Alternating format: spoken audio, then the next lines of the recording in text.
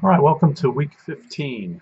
This week we are looking at chapter 11, the final chapter of the text. We've got a kind of a light week next week, other than the fact that it's the final week of the semester.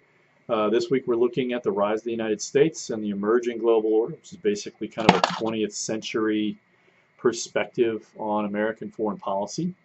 Once we get through the week, you should have a pretty good idea of what containment was, what the role it played in our foreign policy, and who kind of was the architect of containment.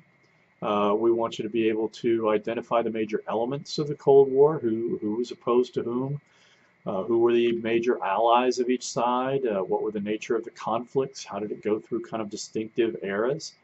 We want to talk a little bit and be able to if not hypothesize, certainly speculate about the role that non-state actors are increasingly going to be playing going forward into the future.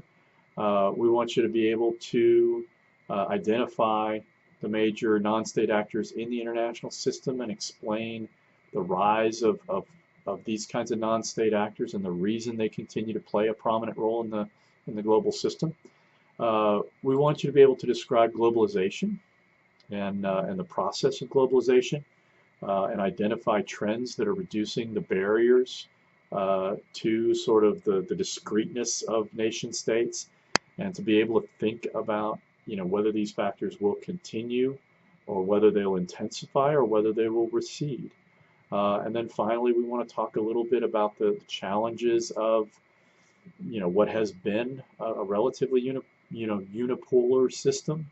The fact that the United States has been sort of a dominant actor for a long period of time, and whether or not that's going to persist, or whether, more likely, the United States will increasingly have rivals, and rivals not just for military power, but for economic power, and ultimately for soft power, for the power and the attractiveness of our relative cultures.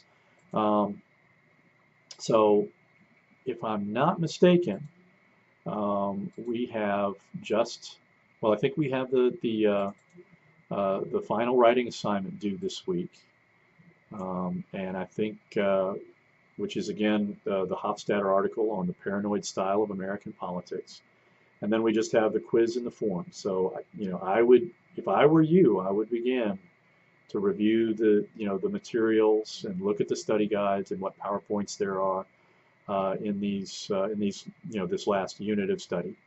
So hopefully we'll have a great week and learn a lot.